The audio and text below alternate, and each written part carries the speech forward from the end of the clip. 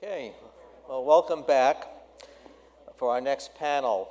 The topic of U.S. tax reform and its anticipated impact on corporate behavior is front and center, not only in the tax department, but also in the corporate boardroom. At this point in the program, we've heard from academics, practitioners, leading economists, and senior U.S. government officials. Now let's hear perspectives from senior corporate tax leaders representing selected industries, including retail, insurance, asset management, and pharmaceutical. Panelists include, starting from my left, Rob Alexander, Senior Vice President, Global Tax at Ralph Lauren Corporation. Harris Horowitz, Global Head of Tax at BlackRock. Angela Becker, Head of Global Tax at AIG, and Andrei Petranov, Vice President, Tax Planning at Pfizer. This panel will be moderated by Danielle Rolfs, who is the co-head of KPMG's International Tax Group at Washington National Tax. Prior to joining KPMG, Danielle served as International Tax Counsel at the U.S. Department of the Treasury. By the way, with those of you with handheld polling devices, this is the time to take them out because Danielle will have an interesting polling question during the course of this panel. Danielle, over to you and your distinguished corporate panel.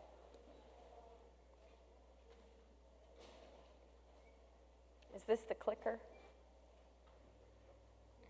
So we do have an agenda, but I think I will consider it a successful panel if we have a more free-flowing conversation and are not especially bound by the agenda.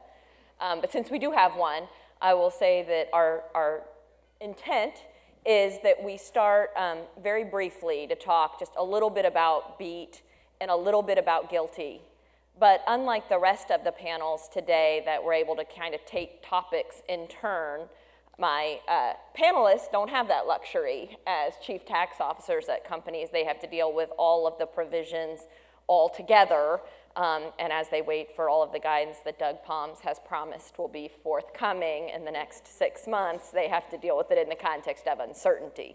So what we hope to do is spend the majority of our time talking about the interdependencies between the different provisions and what that means for my co-panelists in the hot seat as they think about how to communicate with their C-suite, their boards, and how to think about planning on a go-forward basis. I was also told that I had to have slides for CLE purposes, but I think that most of this content has actually already been covered. We know all of that now. That brings me to here, I guess, as I kick off the conversation on BEAT, where I might start is to say we have here 4 US-parented multinational companies. We read, as the BEAT was sort of introduced, that it was intended to level the playing field between foreign-parented multinationals and US-parented multinationals. I think if you've attended the day, you won't be surprised necessarily to hear that my co-panelists, in fact, need to grapple with the BEAT, even though they are US-parented multinationals. But maybe we'll just start by asking, any surprise vulnerabilities to the BEAT here? Angela? Sure. I guess I'll get us started, but I will ask you to indulge me maybe for a minute to describe the situations that causes an issue for insurance companies. So, U.S. insurance company that is trying to grow its business by reinsuring foreign risks or insuring foreign risks, in a lot of cases cannot do so directly for regulatory reasons.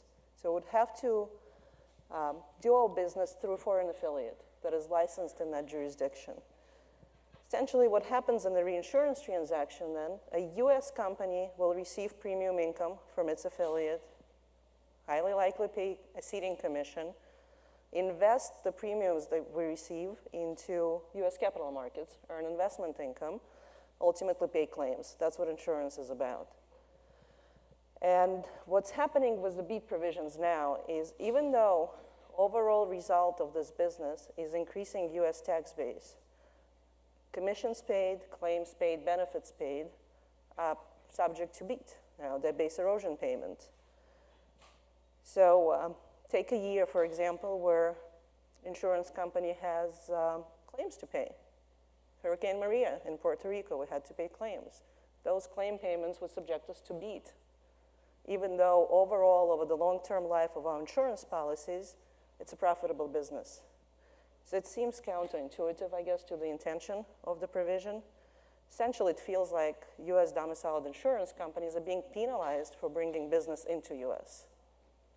So you mean payments for actual insurance losses? That's right. Would be considered a BEAT payment? That's right. So essentially, the core of why insurance companies exist will make a subject to. And I would imagine this would be more likely to hit a US parented insurance company that would bring that foreign business, essentially reinsure it into the US. Would a foreign parented company do that?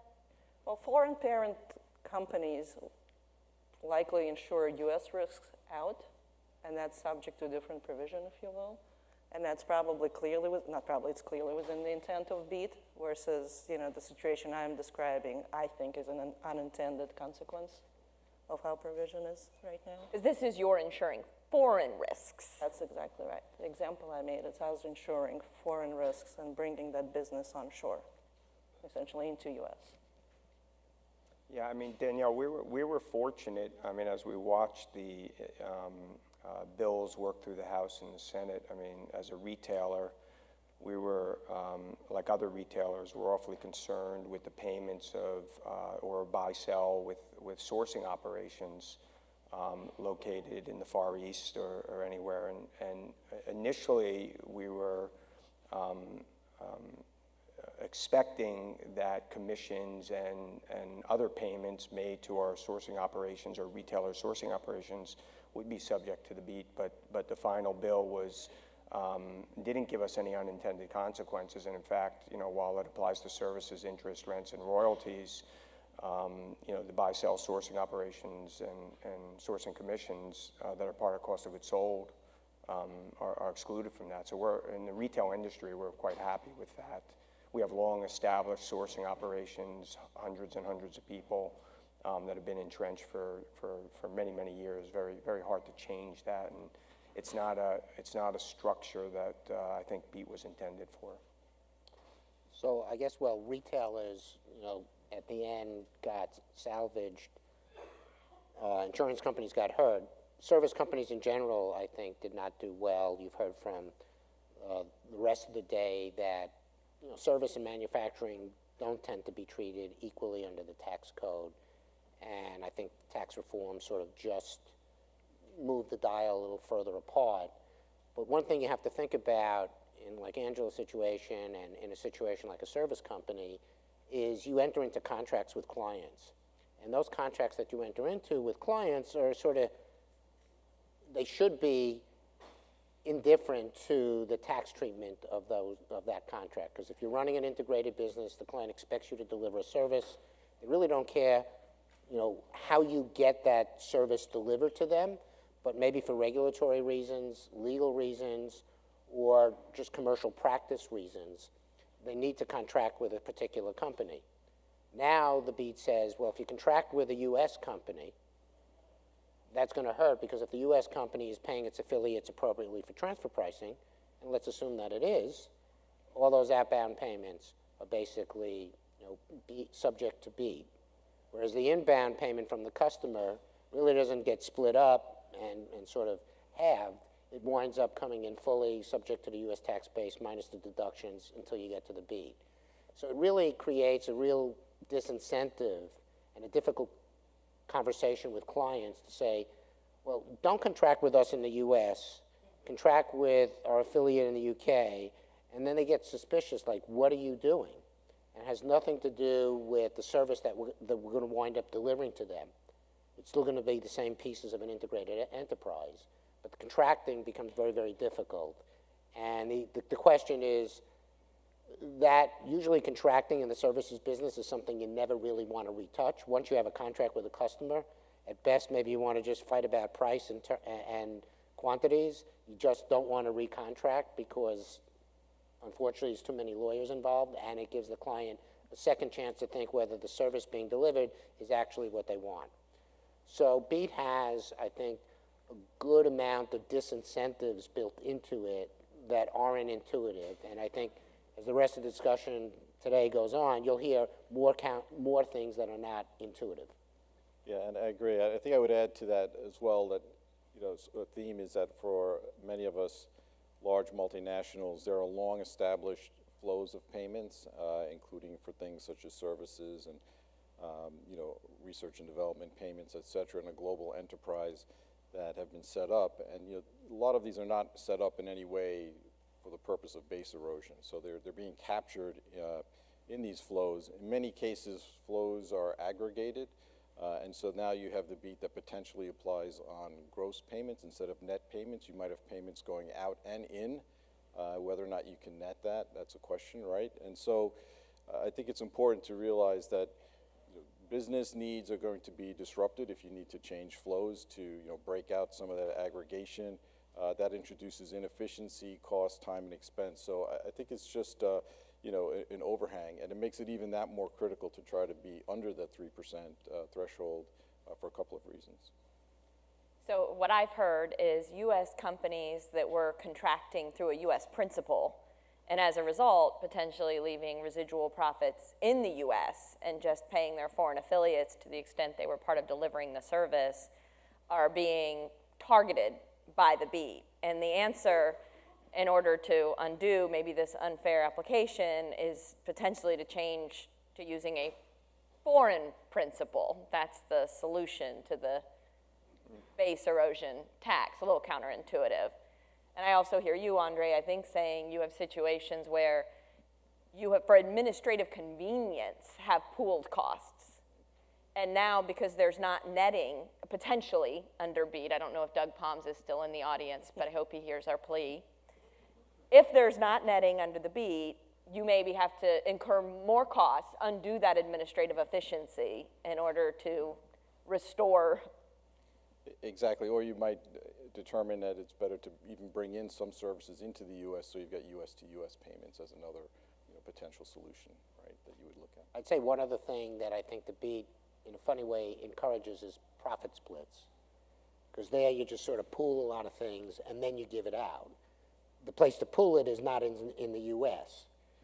And so it sort of encourages a transfer pricing methodology that does a lot of profit splits instead of a lot of payments for services that go across borders, because at the end of the day, you should wind up with a pretty decent result, but you may not if the BEAT applies. But you're still suggesting you need to change your U.S. principal. Right. Because you can't do a profit split out of the U.S., at least it would seem, under the. Right.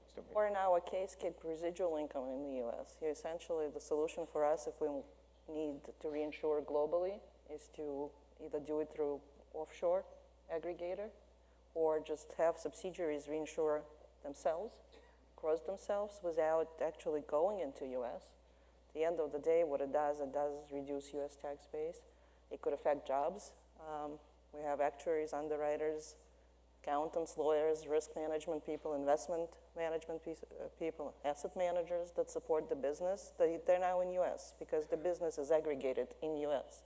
If you can no longer do that, then again, it seems a bit of a strange effect, at least in our industry. Hopefully unintended. Hopefully unintended. I think that the next point to make about surprises for U.S. parented companies, and it was some extent drawn out earlier, but if the law was intended to level the playing field, I would argue it disproportionately affects U.S. companies who are more likely to have U.S. principals, but also because of the inclusion of the foreign tax credit as a preference. If you think about it, a foreign parented company has been engaged, they're not doing it right if they have U.S. subsidiaries, foreign subsidiaries underneath the U.S. company. Foreign parented companies don't have sandwich structures. They try not to have sandwich structures.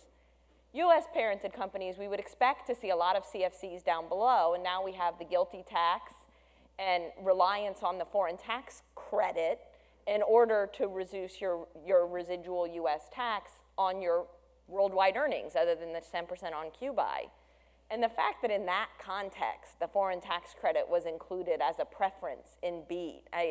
It was suggested earlier that maybe this rebalancing of BEAT to include U.S. parented multinationals to not be targeted just to foreign parent companies was an effort to address treaty concerns or anticipate WTO concerns. But if that were true, and I think that's given a little bit too much credit in my own personal view, but if that were true, the inclusion of foreign tax credits to me makes no sense and cannot be explained in that narrative. So the question for the panelists would be, because of the cliff effect, if you go over 3%, all your foreign tax credits from GILTI are in. You may not be making a lot of related party payments, but all your foreign tax credits from GILTI, if you have a lot of foreign business, gigantic cliff. How many of you find that the only way to manage BEAT is to stay under 3%? Or lower your foreign taxes. Well, Right? again, I mean, either or. I mean, they're forcing you in a sense. You know, again, a lot of the provisions are so counterintuitive, bringing jobs back, bringing the income back. A lot of this is almost forcing you to do the opposite. I mean, you're either going to lower your expenses through, you know, U.S. restructure or whatever, or you're going to lower your foreign taxes in whatever reasonable way possible. And so it's, you're either going to shift operations, you know, rather than coming to the U.S., maybe you shift them to even a lower tax jurisdiction somewhere. So it's either or to me. For me, it's just interesting, having spent so much time at Treasury thinking about foreign takeovers and inversions, to think that under this level the playing field provision, a foreign parented company would generally be able to base a road up to 50% of gross income. A U.S. parented company, in a lot of cases, is going to think they cannot go over 3%. And I hear you on reducing foreign taxes, but there may be but in some Yeah, circumstances, no, I mean, Limits. but, yeah, there may be limits, exactly right, but I think though, again, industry dependent. The industry I'm in, it's virtually guaranteed we're going to have a loss year, right? There's going to be a year when there are catastrophes, that's clear as day. So when that happens, no matter how low my GILTI taxes are, I still pay disproportionately more. In the year when I actually need the money, if you will, right? Because this is when I'm paying claim payments to people who really need that support, and that's when it hurts the most. Claims go up, BEAT percentage go up, and claims go up, and it's likely that I would have a loss year in the same year, and then GILTI taxes. Angela, you can't lose money under this new law. There's no way. You'll lose your Section 250 deduction. You will lose all your foreign tax credits on GILTI. I guess that helps solve the foreign tax credit problem on B, because you'll surely be in it since your claims payment There we to go. a related party. That's right. So I hope there is not a loss year for a casualty insurance company. That's right. Obviously not a generous threshold, right? I mean, that 3% is tough, and, you know, so I think a lot of folks are probably thinking, you know, I got to get under it, you know, full stop. And, you know, obviously one other advantage of getting under is you don't have to then deal with the messy calculations and everything that follows, so. But getting under, I agree, it's a very low arbitrary threshold, and 3% really is not, you know, is not a lot of room. And you have a year going on, and how do you monitor that 3%? Do you have like a whole nother general ledger or a sub-ledger that's tracking every outbound payment that goes out the door, and you're figuring out, is that turning into a deduction, or is it just like, you know, a payment of an allocated invoice or something? And where are you as you get to your third or fourth quarter? And are you right under 3%, and then are you going to need to do something to make sure you're under 3%? It really is a torture that probably should not be there. And I'm not sure a lot of multinationals that have multiple general ledger systems, doing consolidation is not as simple as adding 13-column paper on spreadsheets across, can be that precise with that 3% number and really rely on it as you think your way through it. I think if you're going to be close to 3%, what you're going to really want to do is sort of plan to ensure that there's no way you can get above 3%. And that might, whether it's changing transfer pricing methods, whether it's changing methodologies, whether it's changing the principle, it's really a bad incentive.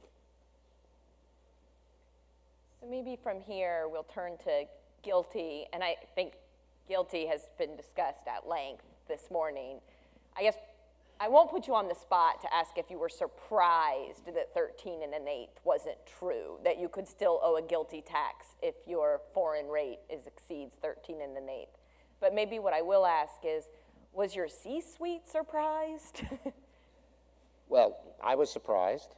I'll admit that, and still going through the grief stage. But I'm not sure even, definitely the C-suite, as I'll get into in a moment, has no idea what GILTI is. Half the explanation is just that it has nothing to do with intangible income. And it's not good for service businesses. So you really have to reset the playing field. And frankly, I'm not sure the 21% rate is the right rate for most multinationals, because unless you do something with GILTI, you're going to wind up adding a couple points to your rate, because you're just not going to get there because of the foreign tax credit limitations, the one-year restrictions. So it's explaining this to the C-suite, boards, audit committees, non-tax folks. It's, again, going back to a phrase, counterintuitive. It sort of makes no sense. If you're paying foreign taxes at a rate of 50%, well, I may not be in my job, but if you are, you still can pay GILTI, and that's the big head scratcher. And I think, I'm not sure if you walk the halls in Congress that Congress people really thought that they were introducing sort of a new add-on tax as opposed to a minimum tax. And I think you heard some panelists earlier discussing minimum tax may not be a bad idea in the world of BEPS and stateless income, but having an add-on tax to erode sort of a natural corporate tax base and make U.S. Companies not as competitive as their foreign parties, you still haven't gotten to parity. You mentioned the need for stability in your forecast on BEAT, and I'm sure you're still working on your hurricane forecasts. Under GILTI, the fact that the foreign tax credit doesn't carry forward, I mean, the slide just itemizes some of the reasons that you can owe significant GILTI tax, even though your foreign rate exceeds 13 1/8. We've all focused on interest allocation and other expense allocation, but there are a lot of other reasons. Maybe you lose money in your branches. You have a separate limitation, the hurricane happens in a branch. You have a separate limitation loss that applies and wipes out your foreign source income in the GILTI basket, and it's gone. How do you communicate to the boards, to management? I have heard volatility is not a positive word. I guess two things I would say. One, you know, as an asset manager, we also have to think about what does this mean to the investment markets. And most of the time that I spent on tax reform was really not for the company. It was really to help our investment professionals understand what the new world might mean. And you know, frankly, you know, the tax rate dominated the discussion.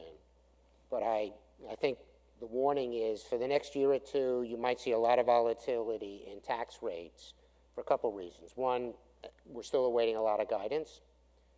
Two, I think even sophisticated companies are still peeling back the onion. I think Professor Rosenblum's comment at the outset of the day is when you look at something and then you really think about it, you find something new, and then it leads to something else. And I basically try to tell the C-suite, there's no such thing as territoriality. That was just, you know, good for public relations, but we will probably never get there as a services business. GILTI, BEAT are the themes, not really territoriality, especially when you think about some of the other international systems that have a substantial shareholding exemption. So if you sell a sub or sell assets, you don't really pay local tax. U.S. did not go that route. So there's a lot of differences, but I tell them, forget the word territoriality. You know, we put it in quotes wherever we have presentations. Yeah, I think Harris has a good point. I mean, the C-suite was sold on this territoriality concept. You know, when I tried to make sense of the FDII or FODI or BEAT or GILTI, and the C-suite asks you what all that means, and I just sat there and I put it into my Google phone anagram, and it came out for Scrabble, the best answer was litigate. And it's true, enter it in your phone. But you know, that's really what it is. It's all these acronyms that are thrown out there that the C-suite just thought they were getting a territorial system and GILTI through throws a monkey wrench into that, that your rate's going to go above, you know, or could go above 21%. I think that's the hardest bit of communication to send out there, what these acronyms mean with a little guidance and with the possibility that your rate will be much higher than 21%. And I think with the potential for change, right? I mean, in my experience, the C-suite is very good at remembering numbers and what you said, where you think things are headed, and they'll recall that. And I think just to really set the stage that there is a lot of volatility that could come out based on guidance, regulations, et cetera, and you know, reset some of the thinking. And it's not a minimum tax. It's not really territoriality. It's a lot more complicated than that. And you know, that's foreshadowing a little bit on the modeling discussion, but it is a lot of different elements that come into a complex analysis. Let's talk actually, okay, so we have our first and our only polling question for this panel. And I'll ask my panelists first before we turn to the audience. But other polling questions have focused on BEAT and how much we like BEAT, and FDII, is FDII stable? This is more about the parts that I think have been less trashed today, which is the basic idea of GILTI, but it got a big score of need for improvement. And so the question is, in 5 years, which is not very long, do we still have the basic structure of GILTI? And I think by that I mean that we have a system that relies on a foreign tax credit in order to really achieve any semblance of territoriality. You still have this full inclusion and a foreign tax credit. And maybe with that, Andre, can I start with you? Sure. I mean, my view, I think, given how hard it is to change sort of core elements of systems, I think, you know, we're stuck with this for a while. I do think there may be some tweaking around the edges, but, you know, I really feel that we're stuck with this new paradigm going forward. I would have to second that. I don't think there's an incentive to get out of it, and it takes forever to actually change something. So. I'd say yes, but I'm nervous about what might happen in DC if there's a turnover. And it's very easy to move 21 to 23 and 25. And if that happens, is the business community now really happy? Because I don't see a lot of the anti-base erosion measures going away. Because the only people who understand it maybe are people sitting in this room. But people understand rates, 21, 23, whatever. And those, to me, are very easy to raise, and you're still going to stay in the OECD range. And you know, there's $100 billion a pop, I think, for a point, at least currently, what it was. That's a nice chunk of change, and not that hard. Look, they moved 20 to 21, I think, in 2 days. You can move that up. So I'm a little concerned about what the business community traded for. And if it can stick. GILTI is a dial. So the question, Robert, is I structure. think Does it's going to be. I think it's going to be there in some form. It may not be called GILTI. It may be called foreign minimum tax or something. You know, but I think it'll be there in some form or another, along with Subpart F and a full inclusion. It's too hard to change the Queen Mary. It's with Washington today. Audience.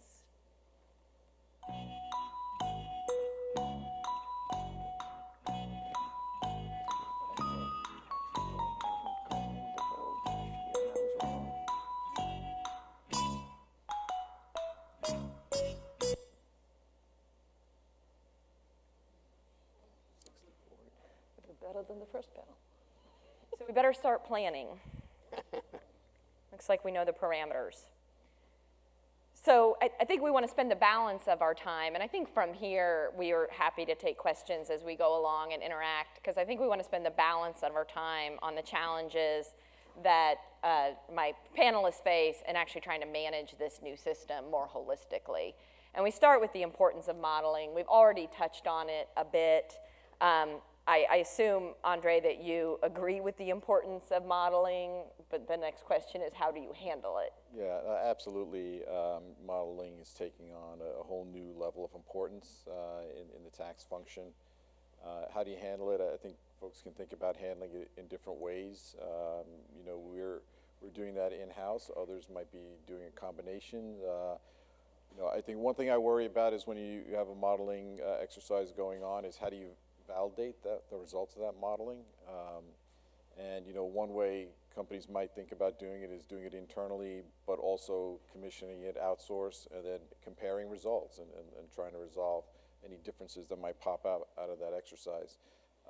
You know, others might try to, you know, split up different aspects within the function and bring it together. There might be different approaches, but I think, you know, modeling is just, the degree of difficulty has just significantly increased. And, you know, making decisions based on the modeling, I think it also causes you to really get closer to the business itself, to know where they're headed, where's the geography, where's the results of the business going 5-10 years down the road, and bring that into the modeling. It's further forecasting and that connection, because in some cases you're making, you know, significant, you know, long lead time, long-lasting decisions that are resting on this modeling. So it really has a whole new level of importance in the company. It reminds me of the fact we have clients, I won't name who, but that have put in place, you know, IP structures assuming that they would always make money. And it turns out the IP structure doesn't make a ton of sense. They've actually trapped some losses in that foreign cost share participant.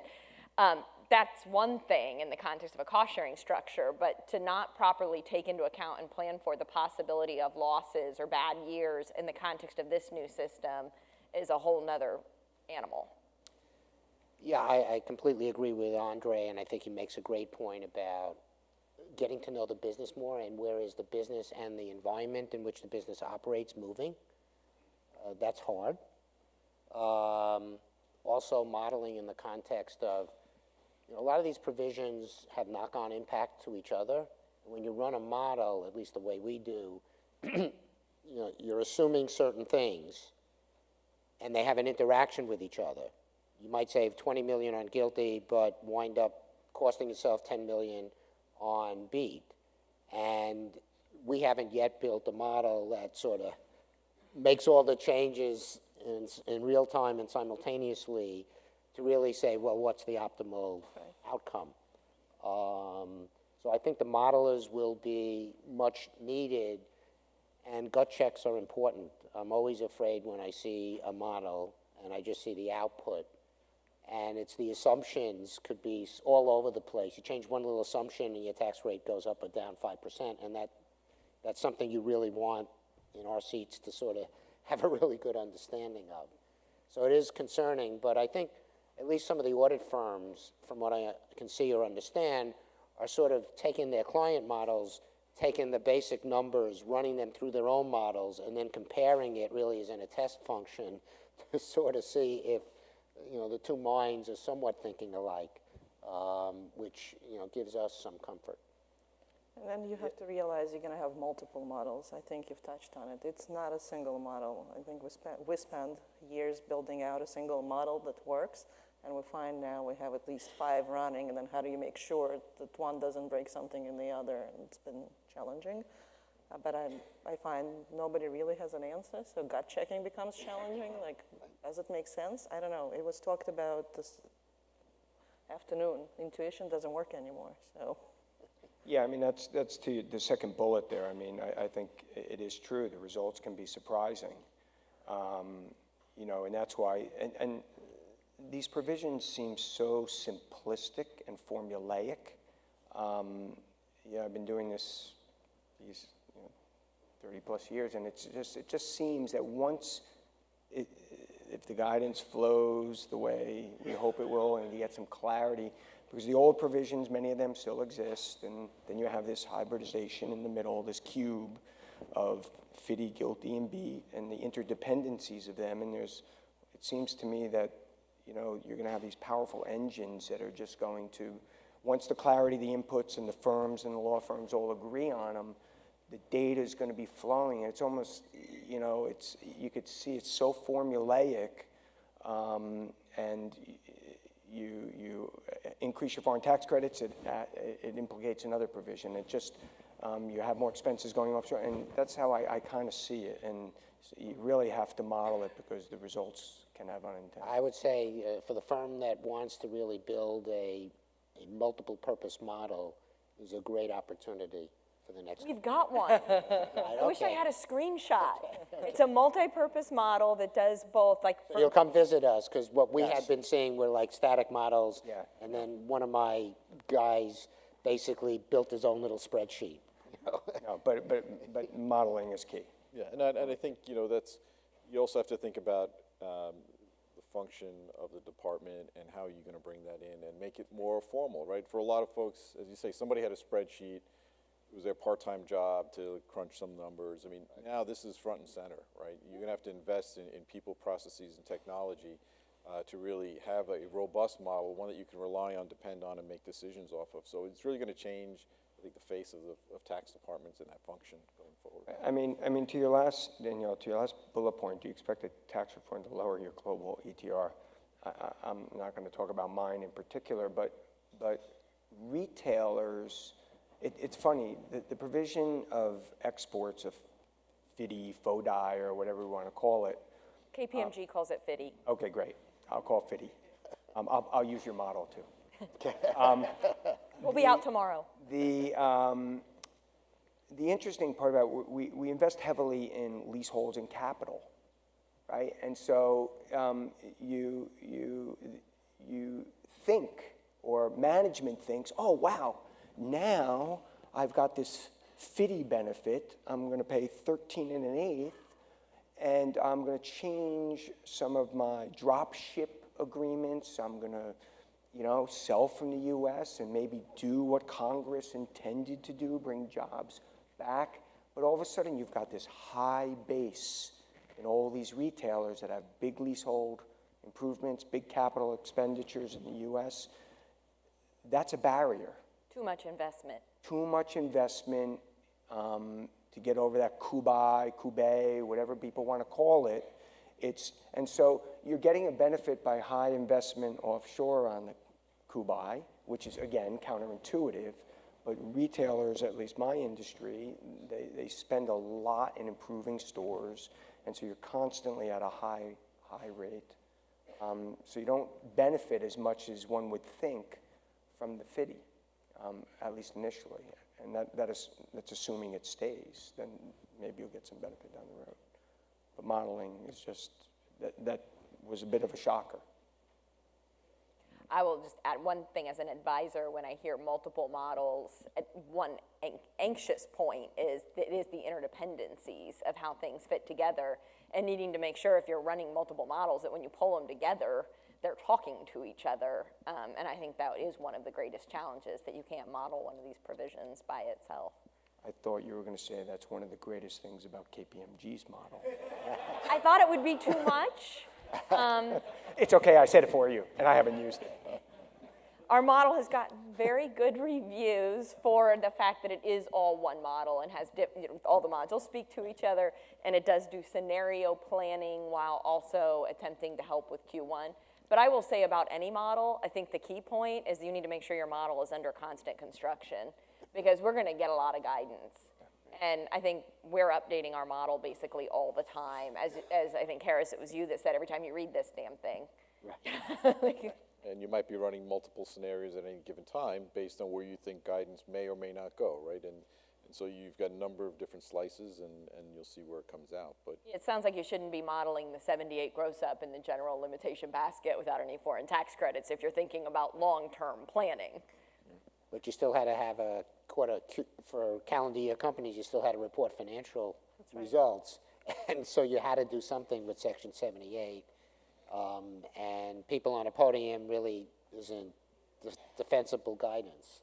So it's really a problem. And I think as the year progresses with tax rates, and if we don't get guidance that sort of picks a poison, it's going to be harder to really have I wouldn't say a manageable effective rate, but a predictable effective rate.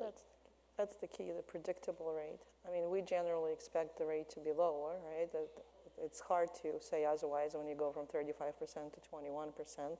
We do expect to be a little above 21% because we operate in high tax jurisdictions outside the U.S. Preponderance of our foreign business would be in Japan and Europe. So we've stated that publicly, but again, this is assuming that GILTI doesn't bite us in any given year, BEAT get figured out one way or the other. So it seems like it's a huge positive, if you will, and if you could stabilize it, though, that's the key. So we've started to talk a little bit about planning, and I think we all have to start with the fact that tax reform has certainly turned a lot of incentives on their head. Even just the inversion of the rate structure would make you want to reconsider transfer pricing. We've heard about affirmative subpart F as a strategy, maybe even a strategy not just for GILTI, but if you make the high tax exception, maybe it's a strategy for BEAT. I understand many companies are like coming out of the fog of Q1 and just trying to understand the baseline. So as you begin to think about planning, how are you thinking about your approach to short, medium, and long-term planning? I mean, I'll go. I think on the short term, we've got absent company and operational driven necessities. I think we put a pause a bit. I mean, because we put a pause before tax reform, waiting for some guidance. Then there was a big rush with the repat 965. We worked on that. Guidance has been trickling out. But now there's too many, our structures have been long established. And they've spoken throughout the day about what if there's a change in administration, how long will FDII be? Will it be challenged? Will there be countermeasures by the EU? We have supply chain structures that have been around for decades at Ralph Lauren, and to while the rate we like, okay, goes from 35 to 21. I'm not so sure until we get some clarity and guidance in the short term. If it sticks, then we may start tinkering around in the medium term around the fringes, and then hopefully change those supply chains over time.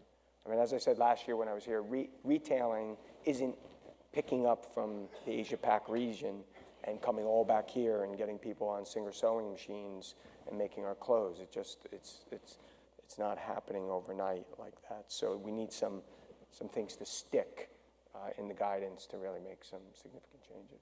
60% of the audience thinks GILTI's sticking around. Like I said, litigate. It's interesting with planning. We have tried to think of it short, medium, and long term. The problem is it's not as clean. And with some structures that you have had, you have burning platforms. You have, every day I sort of know that if something isn't resolved favorably in guidance, it's costing me X. And that's not really a good place to be in. So in some cases, you sort of got to put out the fire more quickly because you can't wait for the guidance. Where you can wait for the guidance, then I think it's fair to wait, because the breadth of what you heard today, whether it's GILTI or BEAT, and the unresolved questions on uncertainties, basically give you too broad a range of outcomes to really jump into the ocean and make long-term decisions about your structure. Now, folks like us who are in financial services, we also have things going on outside the United States, and sort of has become a perfect storm. You have Brexit occurring, and obviously firms like us have to think about what Brexit means and how to get yourself in shape from a regulatory perspective. And layer on top of that all this uncertainty with tax reform, it sort of becomes a multi-dimensional chess game. And I'm just lucky to have one of my tax people in the UK. He's like a chess grandmaster. So whenever we have these issues, we just go to him and say, Nigel, here are 18 variables. You can play 14 at one time. Please go out and play. But putting that aside, I mean, it has gotten hard to do. I'm sort of not at long-term planning yet because I don't think there's enough guidance out there, and I'm concerned what I don't know and the knock-on impact of doing one thing that's not reversible. I mean, I think you heard probably last year's conference, a lot of folks were thinking about no regrets planning. It still might be you have to do no regrets planning because you really don't know what the new world's going to be like until you get more guidance. I think what I've observed initially when the talk of reform being imminent was happening, my management was asking me about where the opportunities are. We're going to become so competitive as a U.S. headquartered insurance company. We're going to take on so much more business. And it gradually turned into, let's put out the fires first before we do anything else. So I agree with you. It's hard to plan until you actually, whether tax or business planning, really. So I can't really provide any sort of guidance to the business saying that's the appropriate business plan for you. It makes sense, because I don't know if it makes sense yet. I'll echo some of what my panelists have said. I think, in the short term, looking at, you leaving credits on the table, you need to make sure you capture in the short term, capture those. But in the longer term, particularly in a regulated industry, things take time, and you want that certainty and stability, which, you want to look for before you take, significant decisions that, are very costly and time-consuming, and so on. I hear caution. We're talking about the U.S. side a little bit, and I just want to touch on the tax planning with tax reform on the foreign side, because you're talking about long-range, short, mid-range, and long-term planning. For the past couple of years, we've been thinking about BEPS and OECD and European Commission, ATAD, and all the, what I kind of view as this, subjective push towards, transparency, CBCR. And so that put a stall also on some of our, doing this, for many years, pushing out to the foreign jurisdictions and putting in double dip structures and all those fancy, great things. But that put a pause. And now you have tax reform with a pause. I think tax reform is a little bit less harsh because, like I said, I view it as more formulaic, and it'll get resolved through just definitional terms more so. I kind of view as a U.S. multinational the European Commission and the BEPS initiatives as a little harder field to play in, because it seems and feels that you could be tax technically correct, but in the eyes of the high-taxed European jurisdictions, whoever they may be, you may be viewed as not a fair player and a fair taxpayer. And that's hard to convey to a C-suite absent handing them an opinion that said it was good legally. Being a branded company, we're very conscious of that transparency and perception, and Europe has put really a tone that we're coming out. So tax reform, until we get guidance, it's a little bit, OECD is a little, I think it's a harder sandbox to play in a bit, because they're really pushing to get bad actors in. I think buried in there, there's a sort of defense of U.S. tax reform in the sense of it's complicated, but at least the rules are written down, and it's not the morality police. Right. I guess you said it better than I did. That's exactly right. That's exactly right. So as sitting in the seat I'm in, it's hard to now make that more committed planning strategy, especially in Europe.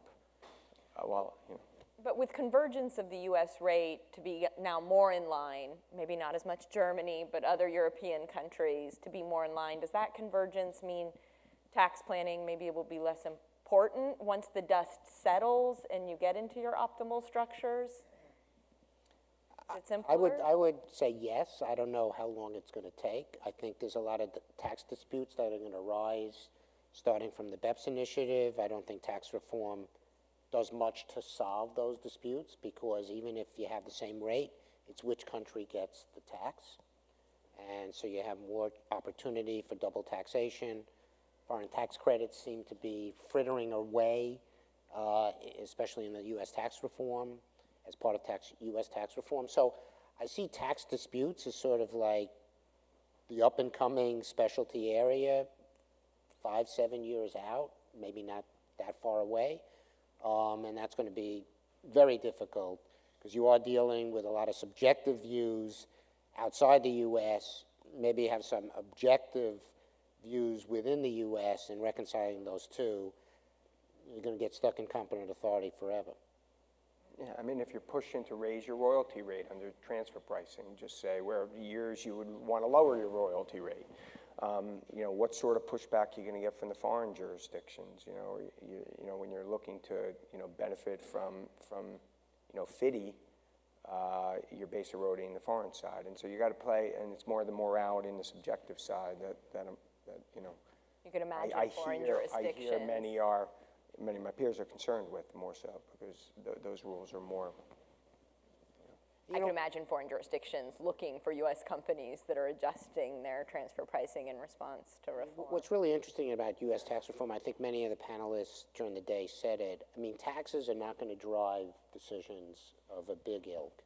You've got a world where growth is in different spots of the world, and you need to be there in one fashion or another. If they move the rate in the U.S. to 10%, or FDII really worked, you're just not going to, there's just no reason to just have all jobs and all investment in the States. You're just not going to be able to grow and do business and operate as a global company. So I think, part of tax reform really isn't going to produce as much bounce as maybe PR said it would. I think it puts the U.S. back in a better position from where it was for the last 10 or 15 years, but it's not necessarily going to drive all business back to the U.S. I do think other countries, some in the EU that have been mentioned, other jurisdictions, maybe even Latin America, they need to get more competitive. I don't think there'll be a race to the bottom, but I do think countries are going to need to take a step back and say, are they now out of step after the U.S. did tax reform? Is it more or less complicated than pre-reform law, taking into account lockout and all of that? And this will be my last question or closing comment. Maybe just be yes or no. More or less complicated. It's both. But yeah, no, I think. Look, it's. The reference was made to being formulaic. It's simpler, but it's really from you add everything in. It does get more complicated, and transfer pricing, will always continue to be an issue, as was mentioned. I would have to agree. I think some aspects will become easier, particularly once they stabilize and guidance comes out, and some aspects will continue being complex, so it become even more complex. I think it's more complicated, and I think people need to rewire their brain a bit, because everyone avoided Subpart F, now everyone wants Subpart F. You don't want to be guilty, and you want to stay away from the beat. So I think there's a rewiring of the brain that's going to go on amongst all of us, and the modeling will probably sort of help maybe get a better sense of intuition back. But I think, in my view, it's going to take a couple of years and some relearning and rewiring to get to a good spot. You can't ask a yes/no question. If only I was in charge. That was Okay, your last words. yes. Before you went off. I would say I do think it will eventually be less complicated, because I do view it as being much more formulaic. After doing this for so long, the old rules, many of them are still there. The concepts are there. We're pulling from different provisions of knowing that. I do think it's a lot more fun than it's been in many years, because it's exciting and it's good to be a tax professional. Thank you for letting us end on a very positive note. I feel energized. Okay? Thank you, everyone.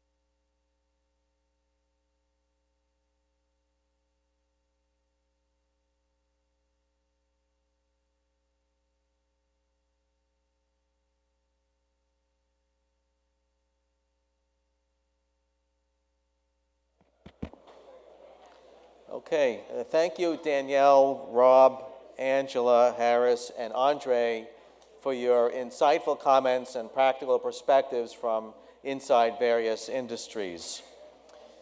U.S. international tax reform could have a significant impact not only on federal income tax, but also on state and local corporate income taxes. As you know, the starting point for many state and local corporate income tax returns is federal taxable income, subject to certain modifications that a state or local jurisdiction may provide.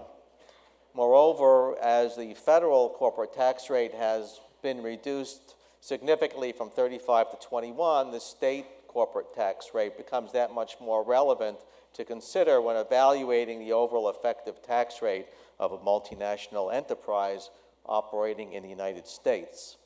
This session will be led by Nikki Crichton and Ann Holly, both of whom are with KPMG.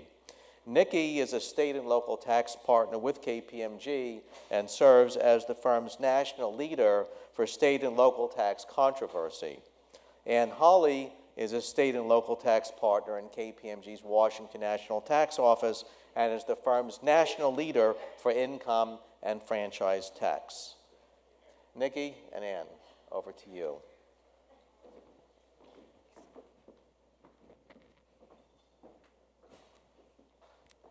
Thank you so much. So we can have dueling remotes. I like this. So thank you, Larry, for that kind introduction. You know, we've gotten used to, over the last 25 years or so of my state tax career, state tax generally goes last. We are last in due diligence. We are last in restructuring. We are often last in any speeches that get done. So we're used to a clearing out of the audience and need to move through materials in an extraordinarily pithy fashion. What's been the most disturbing for me about tax reform is that, as the last set of speakers mentioned, with the reduction of the federal rate, state tax has become that much more important. Now, I really expected that would mean that I would get at least a few extra minutes in my presentations. But instead, what's happened is that I find increasingly international tax people who, let's face it, by nature are smarter than I am, are starting to pick up on my really pithy state tax comments. And so, you know, at the end of the day, I'm not left with a whole lot up here. Fortunately, I have brought along my much brighter colleague, Ms. Holly, to speak with me this afternoon. We clearly outdid ourselves. We've got about 30 minutes to go through the better part of 40 slides. As W&T would say, my slide-to-speech ratio is way off.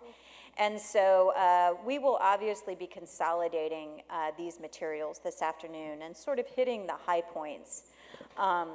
Ann mentioned that the discussions today have been policy-based, and we'll be sticking a bit with that theme from a state tax perspective as well.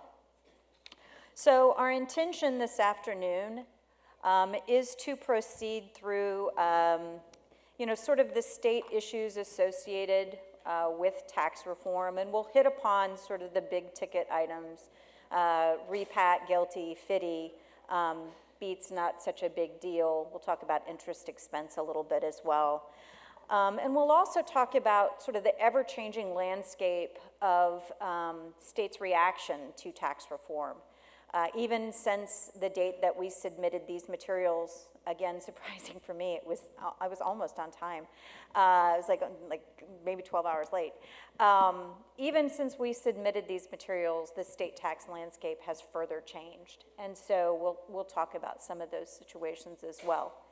And so, Ann, I don't know if you want to kick us off with the overview? I think one thing we should do is kind of step back and think about state corporate income tax and kind of how does that line up against the federal U.S. regime historically?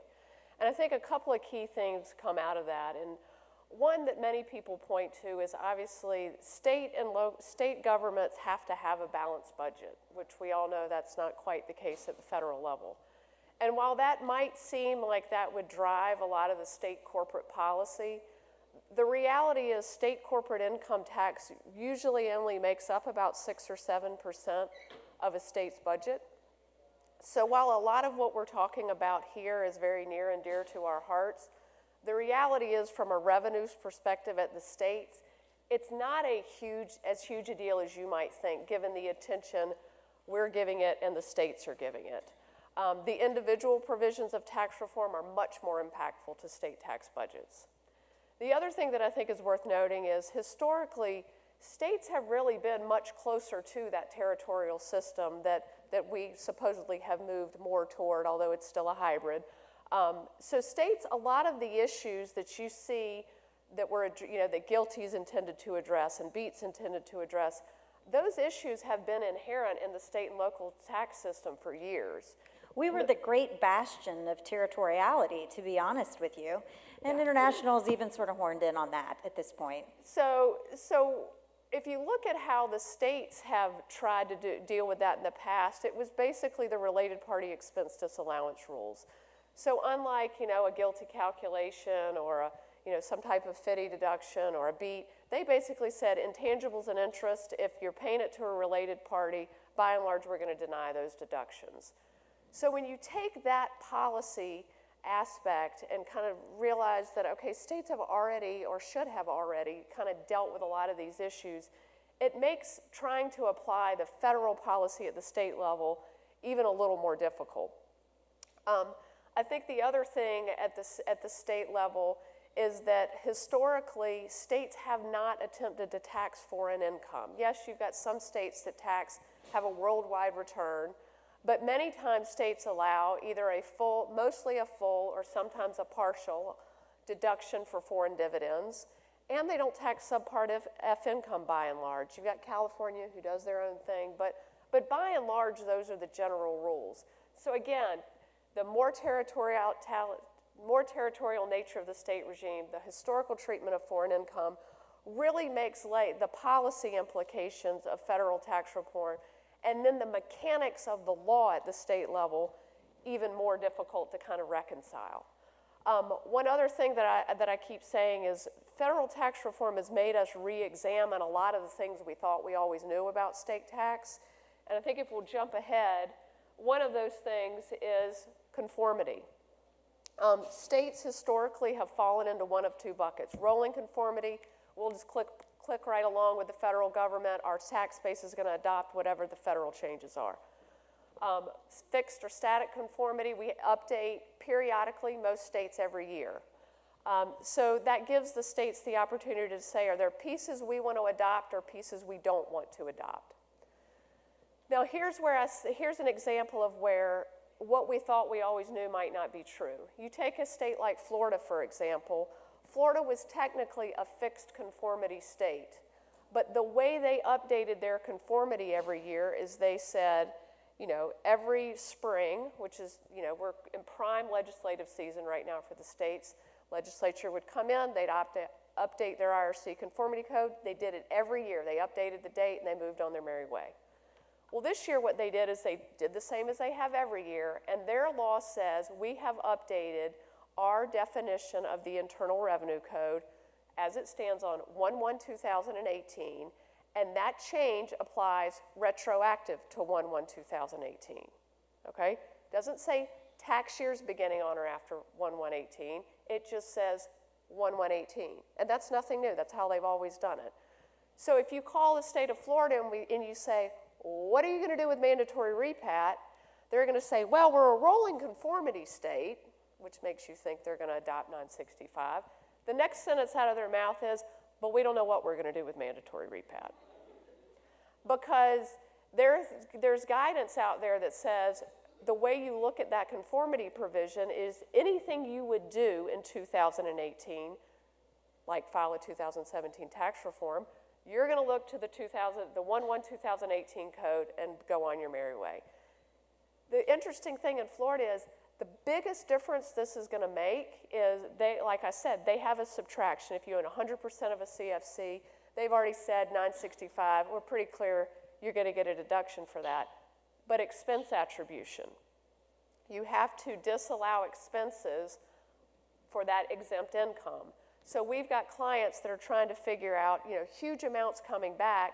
Florida says we roughly look to about 10% of the income is the amount of the expenses you should be disallowing. So that can be a pretty sizable number. So they're trying to figure out, what do I book from a Florida perspective? So again, prime situation, if you had asked me what Florida did, I thought I knew, but now I think it's really kind of throwing a wrench in things. For me, a lot of the state impact of federal tax reform comes down to one simple word, and that's leakage.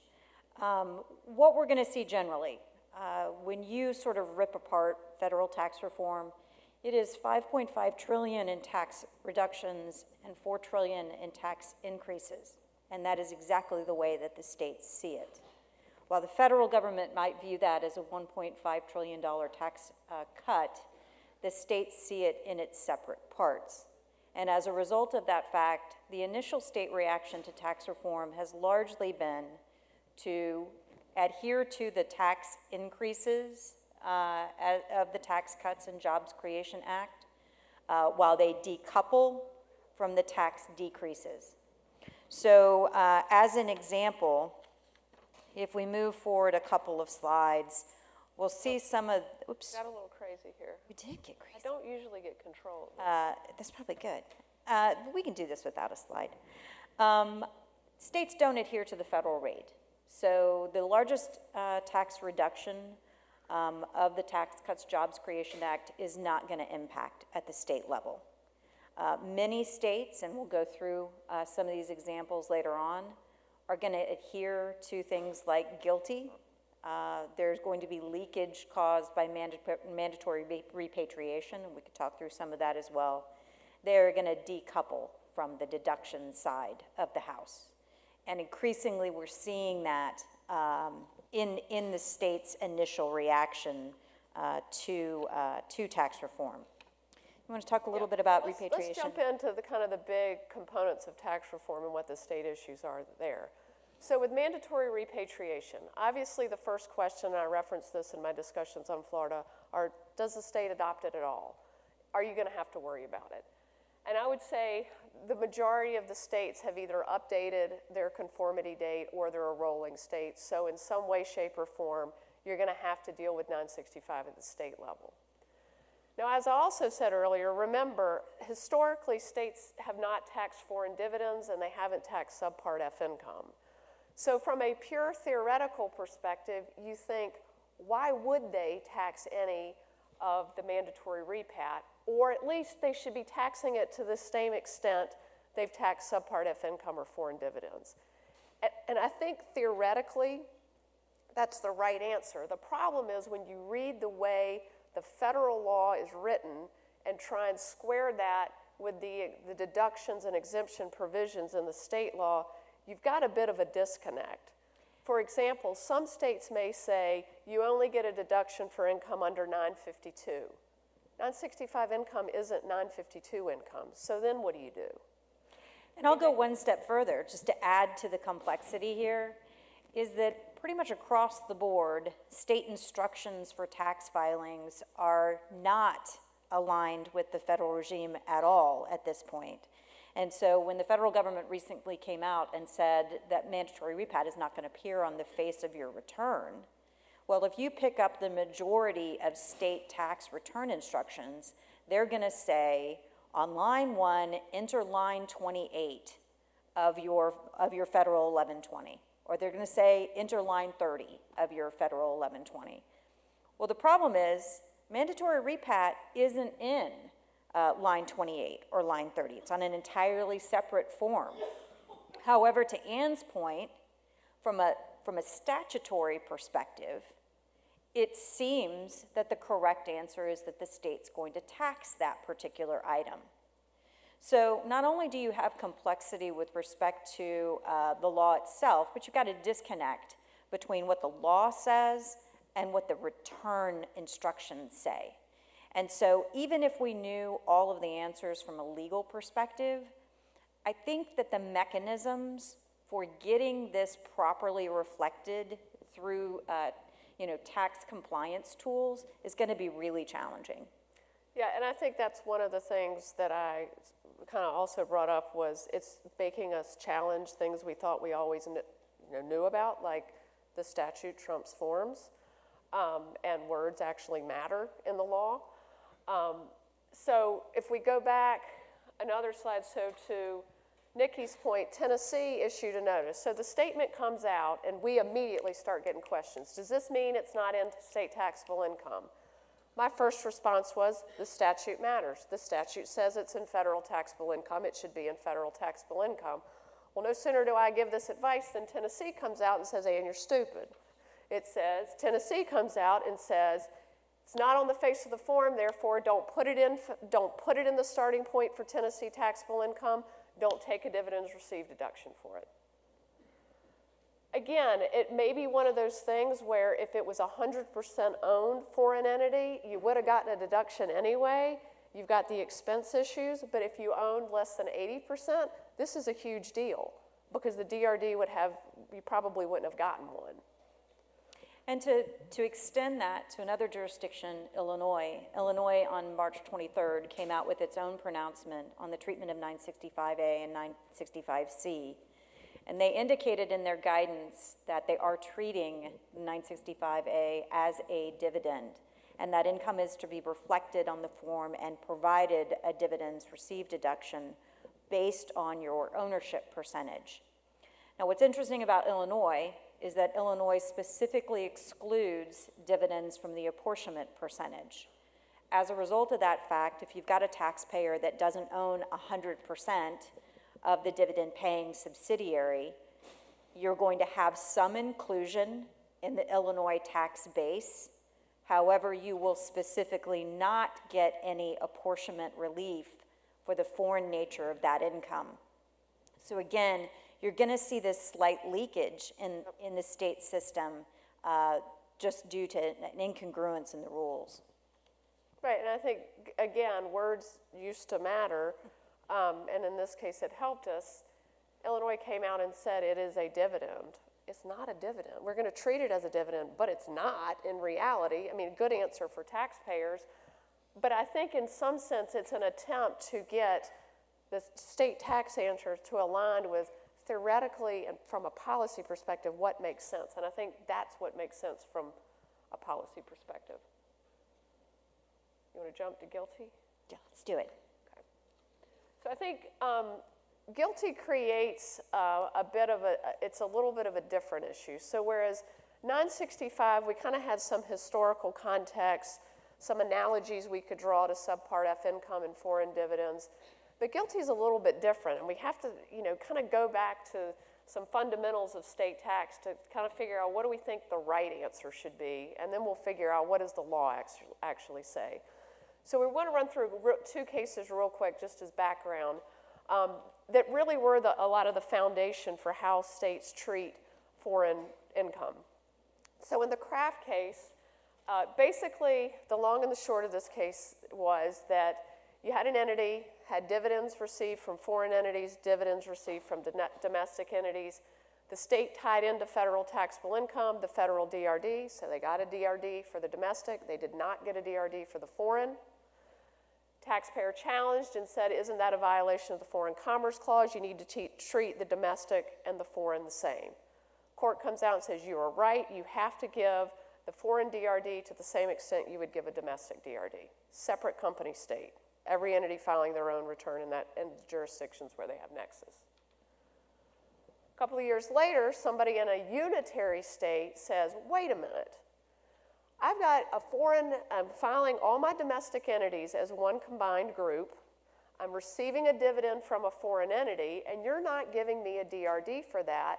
Under Kraft, I should get a DRD. And the Kansas Supreme Court said, well, not so fast.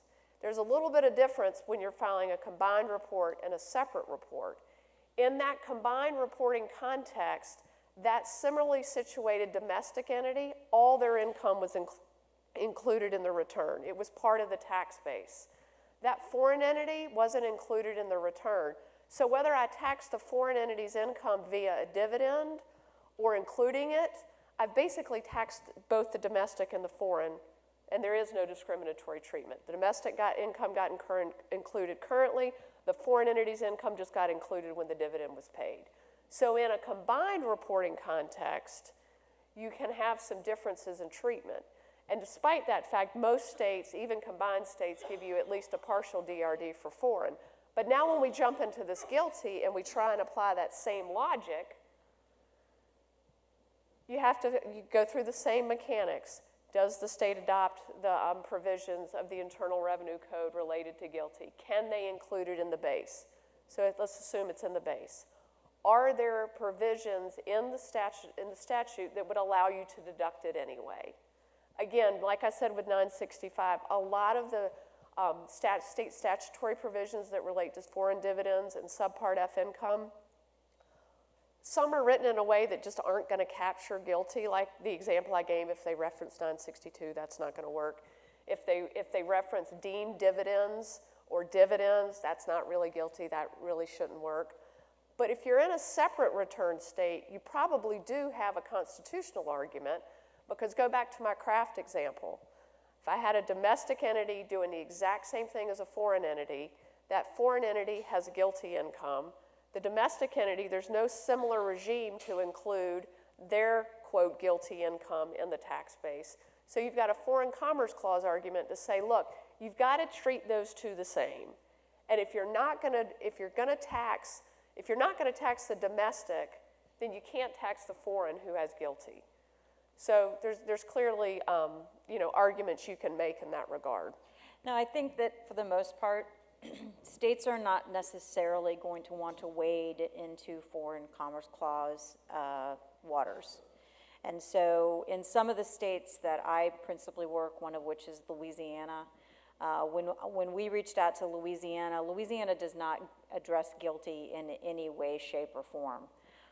Moreover, their dividends regime is kind of turned on its head because for the most part, they exempt dividends, 72% of dividends, from taxation altogether. The question then is, are they going to treat GILTI like a dividend and then permit it, what is basically a 72% exclusion? When we reached out to the state on that point, they had clearly not thought through all of the GILTI implications, and so the visceral reaction of the tax policy group was simply, we're not going to tax it. And I think that those reactions, though, will be refined over time. Louisiana's never been cutting edge when it came to its tax regime. It's still on a separate company filing regime. But I believe that there will eventually arise the Kraft dividend case of the world to address the GILTI issue. But it's going to be several years down the line. Right. And I think some of the other speakers mentioned this about how volatility is not something that we're all really comfortable with. We like things that are predictable. And I think for state tax for the next few years, it is going to be rather volatile. I mean, how the states are going to adopt things and what we see clients doing is honestly being fairly conservative on their provisions, because who would have ever thought Tennessee would have come out with what they did? It's really fairly unpredictable at this point. Another point on GILTI that I wanted to make is you don't hear a lot about FDII at the state tax level. And based on a lot of the discussions today, is GILTI and FDII kind of go hand in hand, and there are policy reasons why they're both there. And again, I think those policy reasons clearly start breaking down at the state level, because we've seen at least two states. One has said, we're not going to tax GILTI, and they said, and we are going to allow a deduction for FDII. And then we've got another state that says, we are going to tax GILTI, and we're not going to allow the deduction for FDII. So there's a breakdown there from a theoretical and a policy standpoint. And I think we're going to see a lot of that as things kind of roll forward. The other challenges, just sort of systemically with regard to state taxation, is that the state filing groups are inevitably going to be different than your federal consolidated group, which means a lot of the calculations that we're talking about having been required under the federal regime need to be rerun at the state level. For instance, you could easily end up in a situation where you do not have any mandatory repatriation due to your E&P calculation, and the fact that it's run on a consolidated group basis. However, if I'm filing in a separate return state, I then need to calculate my E&P for that entity alone, which means I could end up in a situation where on a pro forma federal return that you'd prepare in connection with a separate company state, I do have mandatory repatriation. Now, look, let's just be real transparent. Would I start at that point if I didn't think the states were going to, that particular state was going to tax mandatory repatriation at all? One might call that an exercise in futility, but it in fact is what the law does require you to do. Yep. So I think there's a lot of moving parts here. So what should somebody do in this situation? We can raise issues all day and policy concerns all night long, but what do we see people doing? And I think kind of one thing that I would strongly advise is we recognize, and we kind of laugh, SALT's the last people up here, but there's a lot of instances where I think people are going to undergo a federal tax analysis. Like there was a lot of talk up here about modeling before we came up. And we've seen situations where when the modeling doesn't include the state impact, you can get some really incomplete answers. So for example, we had one client where they were modeling out potentials for what their GILTI liability could be. And they thought they were going to be okay, it was going to be a hassle, but they were going to have enough foreign tax credits that they could offset the federal liability. Well, then we came in and we said, that's all great, but if that's the way you want to go, remember, you don't get foreign tax credits on the states.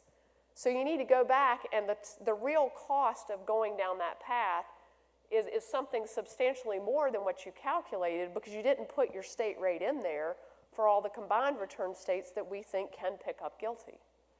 So that is one thing I think is just being mindful of what the state impact could be.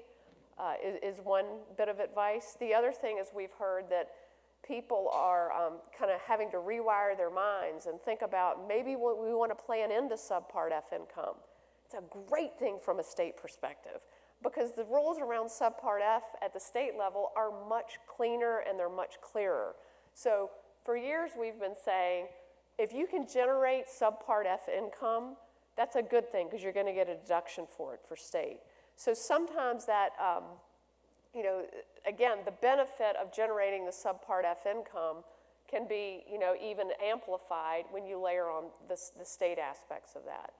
The other thing that we've seen a fair amount of is when people look at intercompany charges and trying to figure out what the BEAT implications are. That's another area where, maybe you have payments that are going out as a deduction but coming back in as Subpart F income. So those are transactions you really don't like from a BEAT perspective, and you may want to unwind those. But remember, you're getting state tax benefit for that probably.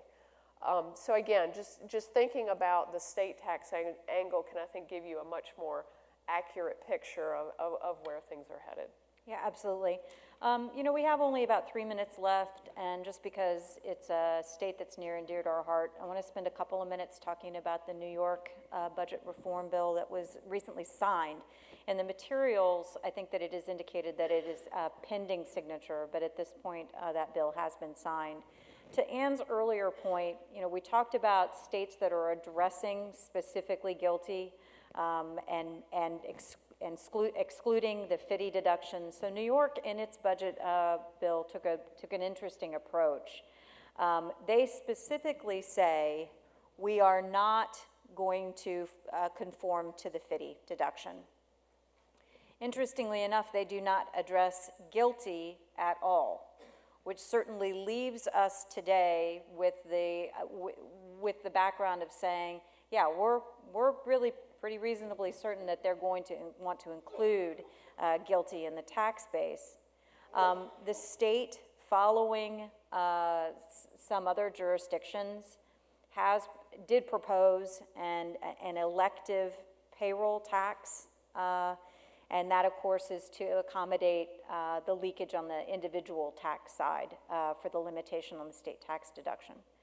And so I think that we're going to start seeing more and more of that. I think, California has certainly suggested that it might do something like that.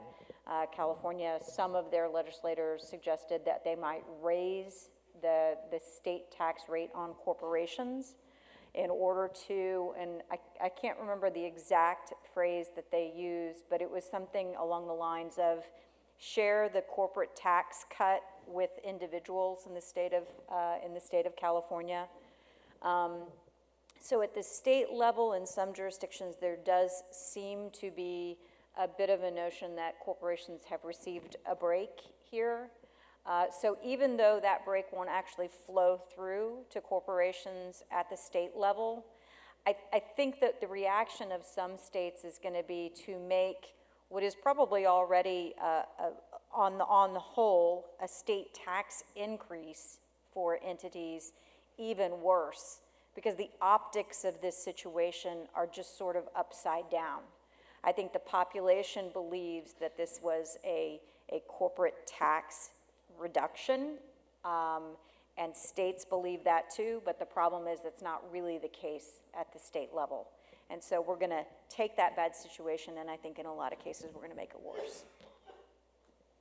3, 2, 1. Thank you all. Thank